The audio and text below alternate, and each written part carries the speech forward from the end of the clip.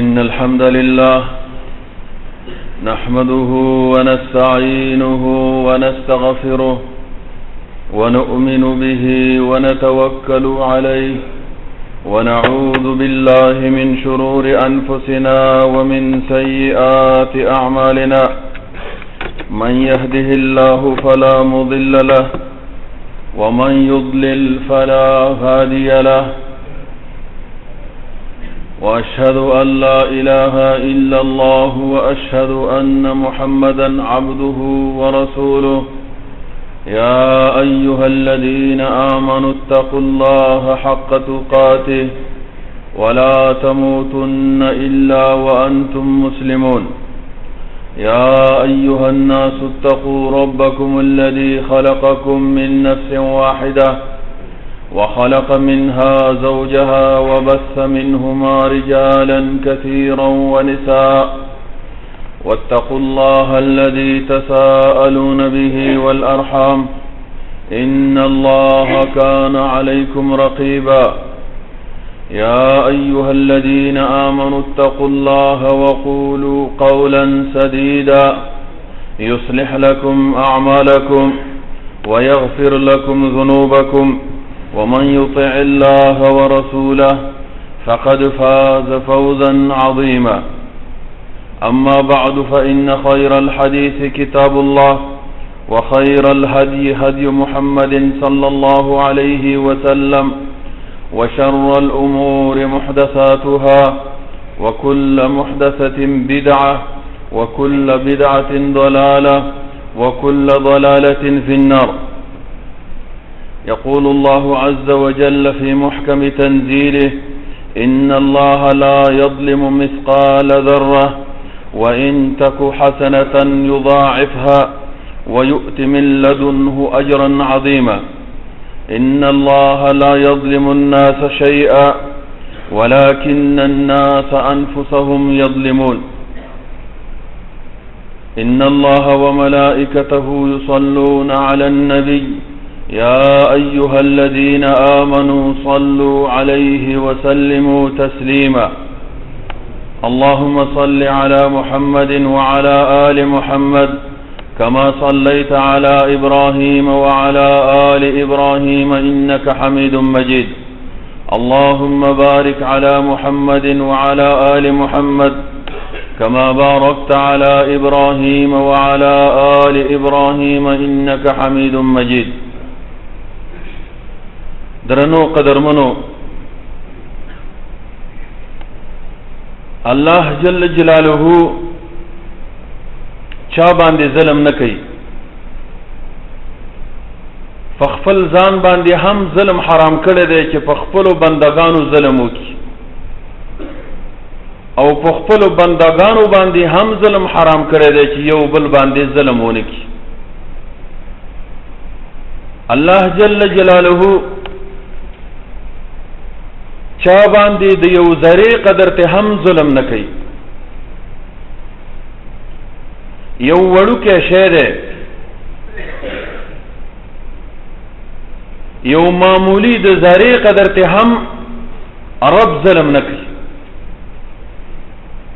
بلکې دغه ذره دا یو وړوکی او معمولی شی که چیرې دغه نیکي الله جل جلاله هغه زیاتی دو چنده لس چنده اجر ورته ورکړي،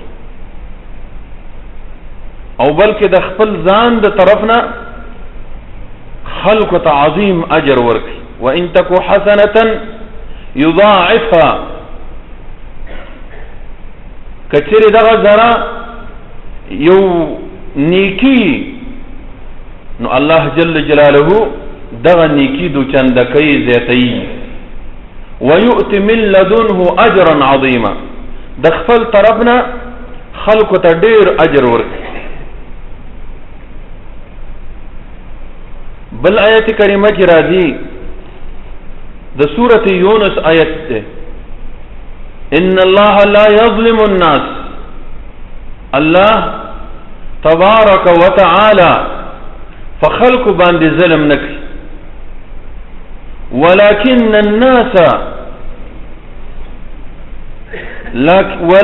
الناس انفسهم يظلمون، لیکن خلق په خپل نفسونو باندې ظلم او زیاتی کوي.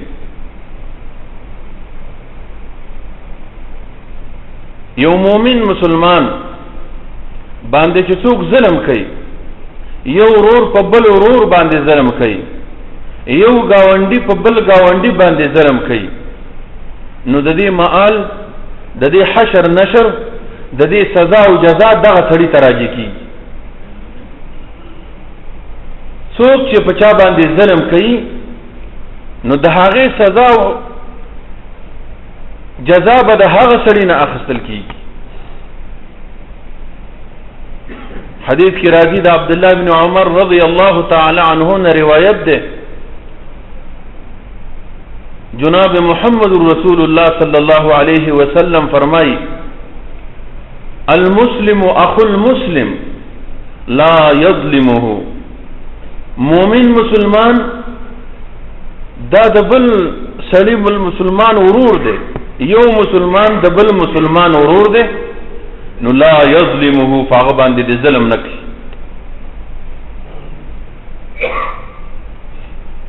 دا مسلمان دی په بل ورور باندې ظلم نه کوي. من کان فی حاجت اخیه کان الله فی حاجته، یو سړی ظلم خو څه کوي، ظلم نه کوي، خو د یو مومن مسلمان ضرورتي مشکلی مصیبتي آفت ور باندې راغلی دی ور سره کومک کوي، نو کان الله فی حاجته، الله جل جلاله با د دغه سړي په حاجت کې کوشش کوي حاجت به ول پوره کوي. نو ظلم معال او رجا خپل ځان تکیږي. ورونو څوک چې په چا ظلم کوي داغه نه به الله بس هغه سره حساب کتاب. حضرت جابر رضی الله تعالی عنہ نے روایت ده، جناب محمد رسول اللہ صلی اللہ علیہ وسلم فرمائلی دی اتقوا الظلم فإن الظلم ظلمات یوم القیامة، تاسو د ظلم نزان وساتئ، فام کوئ چیرې چا باندې ظلم ونه کړي.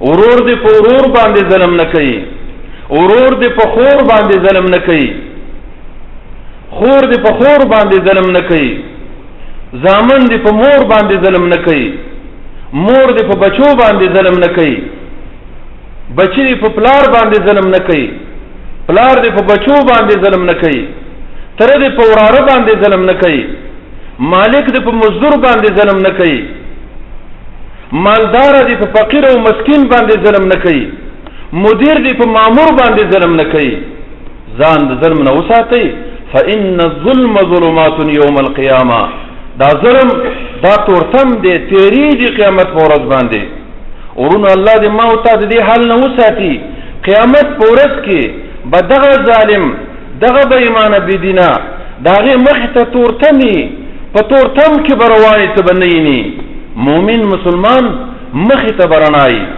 نور به نورهم يسعى بين أيديهم وبأيمانهم يقولون ربنا أتمم لنا نورنا رنا بيد ذي فمخك دبرواني خد طرف تا قس طرف تبرواني او آواز بكيت يا الله زمن دغرنا نور هم زيت كي ظالم جابر بيمان بدين سنه دا بپتورتم کی رواني اغا بتب نور او رناني نو ظلم دا نه دی پکار نه دی پکار چې مسلمان په بل مسلمان ظلم وکړي مسلمان په خپل ځان باندې ظلم وکړي د ظلم مختلف انواع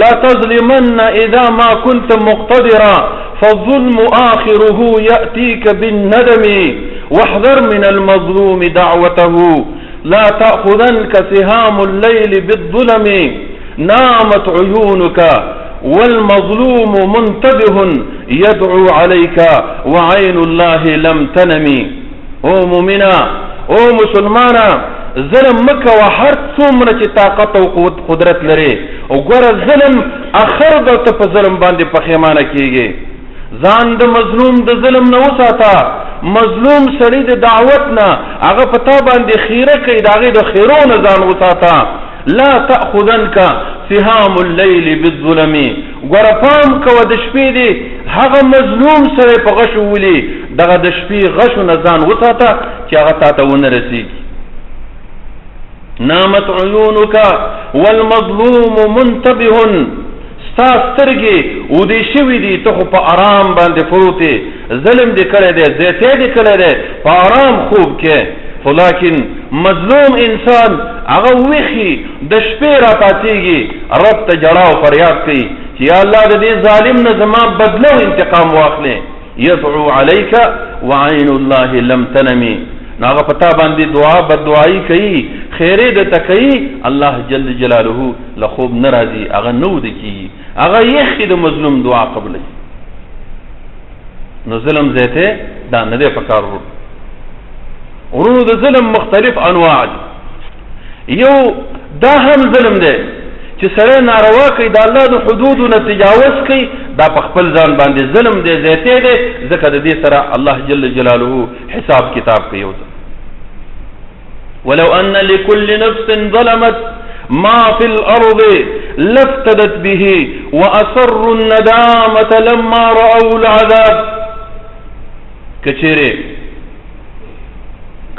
د هغه نفس د پاره چې هغه ظلم کړی دی زیاتی کړی دی په خپل ځان باندې په ځمکه کې چې څونه جیداد دی څونه مالداري ده څونه اموال دي دا ټول فدیه کې چې هغه ظلم د عذاب نه بچ شي واصروا الندامه لما راوا العذاب هغه به پښیمانتیا پټه کړي کله چې عذاب ویني چې عذاب ویل ده نو بیا به پښیمانه شي وقضي بينهم بالقسط د دې په منځ کې په عدل او انصاف فیصله کیږي وهم لا یظلمون او د دې سره به ظلم زیاتی نه کیږي نورونه یو دا ظلم دی چې انسان مخالفت کوي ناروا کوي الله جل جلاله هغه سره حساب کتاب دا هم ظلم دی چې یو سره د الله او د رسول د حدودو نه تجاوز کوي د الله اوامر نه مني د جناب محمد رسول الله صلی الله علیه وسلم اوامر نه مني هغه کار نه چې الله او رسول موږ منع کړي هغه کوو کوم کار نه چې الله او رسول موږ ته امر کړي هغه نه کوو نو دغه سړي سره به الله جل جلاله دا هم ظلم دی چې په خپل ځان باندې کوي الله به د دې سره حساب کتاب ويوم يعض الظالم على يديه يقول يا ليتني اتخذت مع الرسول سبيلا یا ویلتا لیتنی لم اتخذ فلانا خلیلا لقد اضلنی عن الذکر بعد اذ جاءنی وکان الشیطان للانسان خذولا. زما محترم ورونو قیامت ورځ کې به دغه ظالم انسان په خپلو لاسونو باندې خوله لګوي او چکونه به لګوي، په خپلو لاسونو باندې به خوله لګوي او چک به ور باندې لګوي او هغه به افسوس کوي، اواز به کوي یا لیتنی اتخذت مع الرسول سبیلا، کاش کې ما د جناب محمد رسول الله صلی الله علیه وسلم لاره خپله کړې وی. زه په دنیا کې د جناب محمد رسول الله صلی الله علیه وسلم په طریقه باندې تللی وی، کاش کې د هغې نقش و قدم باندې زه روان وی. یا ویلتا لیتنی لم اتخذ فلانا خلیلا، افسوس دې تبعی د ما لره، کاش کې ما غفرانې ظالم جابر، هغه شیطان، هغه حرامي، هغه مرتد زندیق ما دوست نه وی نیولی، کاش کې ما د الله رسول الله را خپله کړې وی. نو هغه به ارمان کوي ورونو، هغه به افسوس کوي، په خپلو لاسونو باندې به خوله لګوي د ډېر افسوس او د خفګان نه. الله دې نومي مسلمان دې حال نه وسي. والذین اذا فعلوا فاحشة او ظلموا انفسهم ذكروا الله فاستغفروا لذنوبهم. هغه خلق چې کله فسق و فجور وکړي، یو فاحش کار وکړي، او ظلموا انفسهم یا په خپل نفس باندې ظلم وکړي، زیاتی وکړي په خپل ځان باندې، ناروا کوي، د اسلامي حدودو نه بهر ته وځي، اسلامي چوکاټ نه بهر ته وځي، نو دې الله رایت او خپلو ګناهونو معافي وغواړي. ذکروا الله فاستغفروا لذنوبهم، نو هغې الله رایت کړي چې یا الله ما ظلم کړی دی، یا الله ما زیاتی کړی دی خپل ځان باندې، یا الله د ګناهونو معافی والا سوا د تا نه بل ذات نشته، الله ما ته خپل ګناهونه معاف کړي. نو دا هم ظلم زیاتی دی چې انسان د الله د حدودو نه اسلامي چوکاټ نه وځي، دا په خپل ځان باندې ظلم او زیاتی دی ورونو. یو غټ ظلم دا دی ورونو چې انسان، یو سړی انسان د رب العالمین په حقوقو کې شریک کی، د الله حقوق دی انسان له ورکی، الله په حقوقو کې انسان شریک ورونو، د الله جل جلاله سره شریک پیدا کوي، دا د دین غیر ظلم نشته. وَإِذْ قَالَ لُقْمَانُ لِابْنِهِ يَا بُنَيَّ لَا تُشْرِكْ بِاللَّهِ إِنَّ الشِّرْكَ لَظُلْمٌ عَظِيمٌ. یا که هغه وخت چې لقمان حکیم صاحب خپل بچی ته نصیحت کوي، وعظ ورته کوي، ورته فرمایي چې بچیا لا تشرک بالله، الله سره شریک پیدا نه کړي، د الله حقوق هغه مخلوق ته ورنه کړي. ان الشرک لظلم عظیم، ځکه شرک دا عظیم جرم دی، دا عظیم ظلم دی، د دینه غټ ظلم بل نشته. نو د الله جل جلاله سره شریک پیدا کول زما محترمو، دا د دینه غټ ظلم بل نشته. ډېر خلک شته چې په ځای د دې چې رب العالمین ته جړا او فریاد وکړي، هغه مخلوق ته جړا او فریاد کوي، د مخلوق نه غواړي، پخه یوخیږي نو غیر الله ته आवाज کوي، پیر بابا را مدد شي، مشکلاتو سره مخامخ شي، لوی ځوانه دا مشکل را حل کړي، په ځای د دې چې الله نه وغواړي یا الله زما دا مشکل حل کړي، یا الله خیر، الله د مصیبتونو فتونو نه موساتي، یا الله بیماری مې روغه کړي، یا الله د مصیبت لري کولو والا سوا د تا نه بل څوک نشته، مرض لري کولو والا سوا د تا نه بل څوک نشته، آفت راوستلو والا او آفت بچولو والا سوا د تا نه بل څوک نشته، یا الله د نوم عبادت مستحق سوا د تا نه بل څوک نشته. دا د اسلام او د توحید عقیده ده. نو دا هم ظلم دی ورونو یو نوعه چې د رب العالمین حق مخلوق ته ورکړي، الله سره په حقوقو کې مخلوق شریک، د دې نه غیر ظلم بل نشته. دا هم ظلم دی ورونو یو نوع ظلم دا دی چې د الله او د رسول فکلام الله کې فکلام الرسول کې تحریف کوي، تاویل پکې کوي. دا د ورونو دا د یهودو کاو. فبدل الذين ظلموا قولا غير الذي قيل لهم فأنزلنا على الذين ظلموا رجزا من السماء بما كانوا يفسقون. يهود با دا الله په کلام کې تحریف او تاویل کوي. دا الله په کلام کې په تورات کې به تحریف کو، کم کلام چې الله جل جلاله ویلو هغه کې باغی تحریف. الله جل جلاله يهود ته امر کړو چې وقولوا حطة، تاسو وایي کلمه د بخشش چې یا الله زمون ګناونه معاف. نو هغه ورونو په دې کلمه کې تحریف وکړ او ویل چې وقولوا حنطة، او وایي تاسو چې الله موږ د تانه غنم غواړو. نو د حطة په ځای باندې حنطة شروع، الله موږ د تانه غنم غواړو. فبدل الذين ظلموا، بدل کړل الظالمانو، هغه ظالمانو چې د الله په کلام کې تحریف کوي، د الله په کلام کې تاویل کوي، قولا ویناه د رب العالمین، واخذوا غیر الذي قيل لهم، او ويخصل هغه وینا چې دوی ته ویلې شوی نه و. الله ته ویلو چې کلمه د بخشش وایي، هغه به ویلا یا الله موږ د تانه غنم غواړو.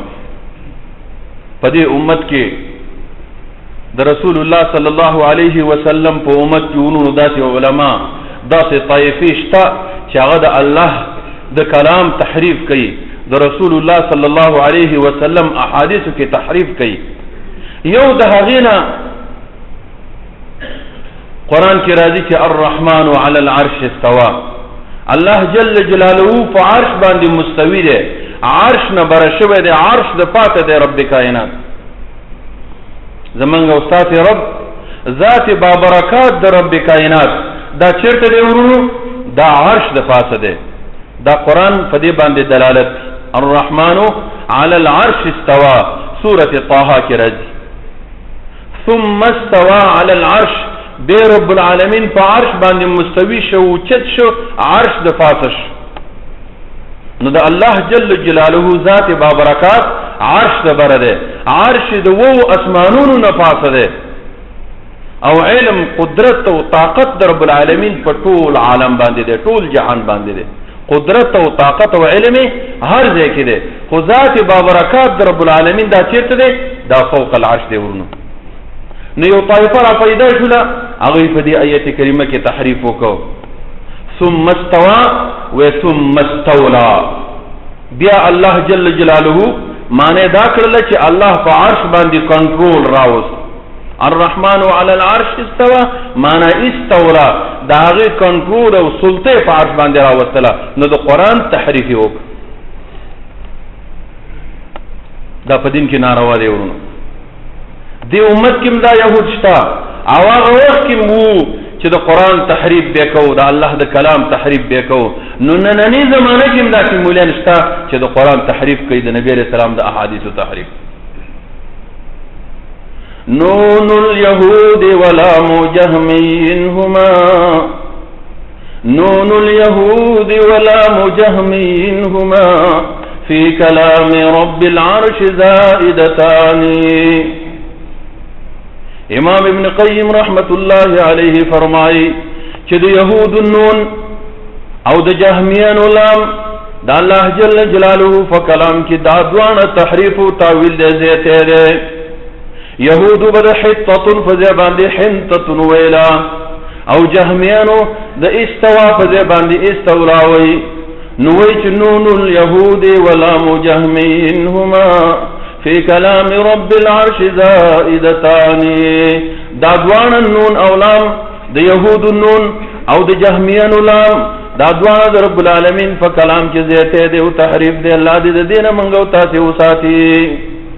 نو دا هم ظلم دی ورونو چې خلق قرآن او حدیث کې تحریف کوي. ورونو دا هم ظلم دی چې یو سره فاحش کار کوي، زنا دا هم یو ظلم. حضرت یوسف علیہ السلام اغلا الله جل جلاله دا عزیز مصر فکور کې سکن ورک. د مصر بادشاہ الله هغه ته مسخر ک فکور کې وصیت وکړه چې دې ته خپل کمره خپل ډبل بیډ او خپل ځای ته برابر کړي. دا به موږ په زوی ولی باندې ونیسو. نو شیطان زور ولګو ورونو. د عزیز مصر بیبي هغه دوکه کړه او د حضرت یوسف علیه السلام نه داغه د نفس مطالبه وکړه. هغه نه د زنا مطالبه وکړه. ټول گیټونه بند د مالدار خلکو خصوصي کمرې لکه یو سړی ورځي نو مخې ته ډېر گیټونه وي. عمومي گیټې بند کړه، ورپسې بل گیټې بند کړه، ورپسې اخرنۍ کمره چې د هغه خصوصي کمره وه د خوب هغه یې کولاو پرېښودله او په مختلف حالت کې ورته راله.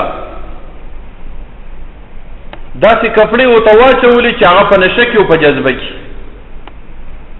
یوسف علیه السلام نے مطالبه وکړه چې راشه ځوانه. وغلقت الابواب وقالت هيت لك قال معاذ الله انه ربي احسن مثواي انه لا يفلح الظالمون. زلیخا ټول گیټونه بند کړه او یوسف علیه السلام ته په ډول او سنگار کې رااله. ناشنا کپړې او ناشنا هیئت ورته برابر کړو. ورته وایي چې یوسفه نوجوانه دی خوا راشه. نو قال معاذ الله. یوسف علیه السلام چې د هغې ښځې حالت ولیده په نازک حالت کې هغه ته ولاړه وه او د غلط کار مطالبه یې ترې نه کوله.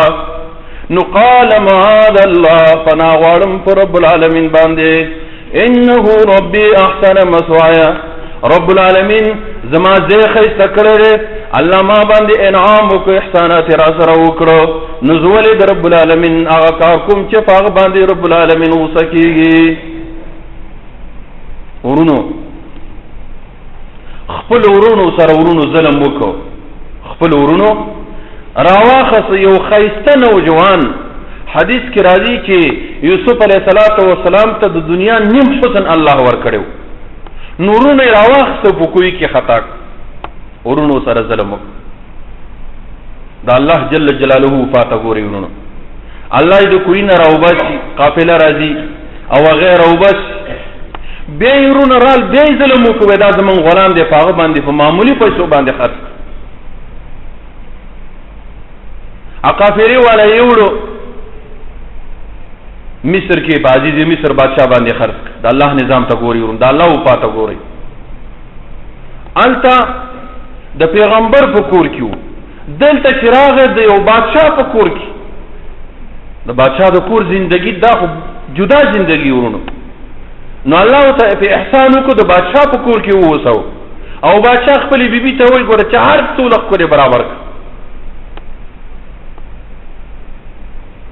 یوسف علیه السلام وایي چې الله جل جلاله ما سره څومره وفا وکړه، څومره احسان یې را سره وکړه، او زه به بیا د هغه نه وروسته راپاڅېږم. زنا الله حرام کړې ده او زه د زنا کوم. څومره احسان او مهرباني په ما کړې.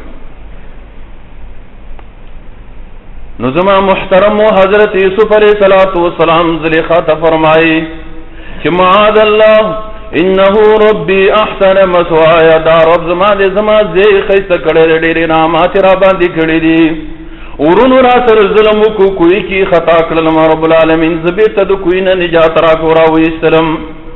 بیا را سره ورونو زیاتی او ظلم وکړو، په قافلې باندې خرڅ کړلم. او رب العالمین را سره احسان وکړو، د باچا په کور کې راته زندګي برابره کړه. نو چې الله ما سره دومره احسان او مهرباني وکړله، زه کله داسې کار کوم چې په هغه کار باندې رب العالمین غوسه کېږي او خفه کېږي. دا کار نه کوم. زنا دا خو سبب د غضب د رب العالمین دی. دا نه کوم. انه لا يفلح الظالمین. الله جل جلاله ظالم سره نه کامیابی. دا خو ظلم دی. یا یو بل معنا د دې آیت کریمه کوي چې انه ربي احسن مثوایا.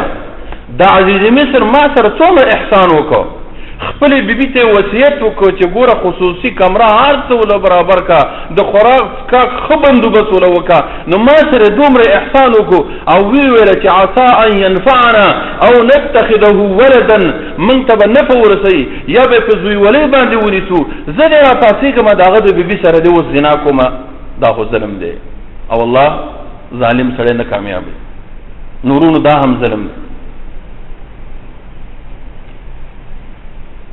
دا هم ظلم دی ورونو چې یو سړی د الله حدود پایمال کی قیامت په ورځ باندې با جنتین आवाज وکي جهنمین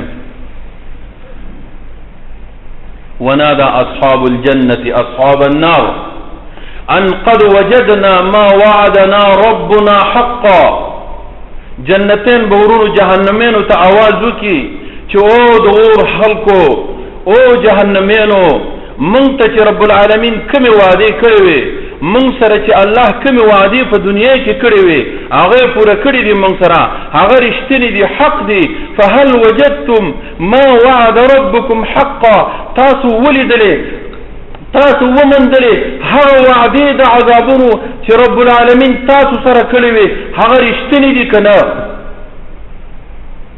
هغه به وایي چې بالکل رښتینې دي فاذن مؤذن بینهم اللعنة الله علی الظالمین نو دې وخت کې به یو اعلان کوونکی اعلان وکړي چې د الله لعنت دي په ظالمانو باندې په دې جهنمینو باندې دي د الله لعنت نو جهنمین ورونه هغه ظالمان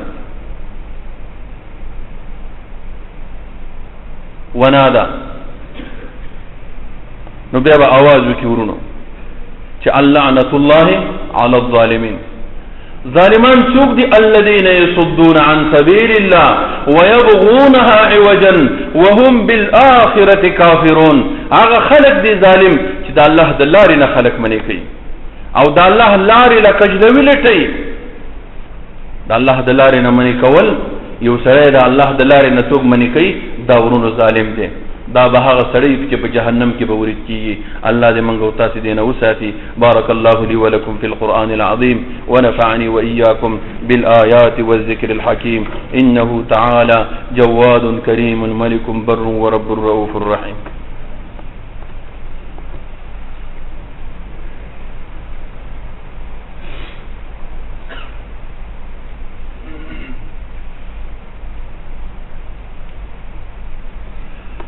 الحمد لله رب العالمين والصلاة والسلام على سيد الأولين والآخرين نبينا محمد وعلى آله الطيبين الطاهرين ومن تبعهم بإحسان إلى يوم الدين اللهم إنك عفو كريم تحب العفو فاعف عنا اللهم إنا نسألك العفو والعافية في الدنيا والآخرة اللهم أصلح لنا ديننا الذي هو عصمة أمرنا وأصلح لنا دنيانا التي فيها معاشنا وأصلح لنا آخرتنا التي فيها معادنا اللهم اجعل الدنيا زيادة لنا في كل خير والموت راحة لنا من كل شر اللهم إنا نعوذ بك من الظلم اللهم إنا نعوذ بك من أن نظلم ونظلم ربنا آتنا في الدنيا حسنة وفي الآخرة حسنة وقنا عذاب النار ربنا آتنا في الدنيا حسنة وفي الآخرة حسنة وقنا عذاب النار ربنا لا تؤاخذنا إن نسينا أو أخطأنا ربنا ولا تحمل علينا إصرا كما حملته على الذين من قبلنا ربنا ولا تحملنا ما لا طاقة لنا به واعف عنا واغفر لنا وارحمنا أنت مولانا فانصرنا على القوم الكافرين صووا صفوفكم رحمكم الله الله أكبر الله أكبر أشهد أن لا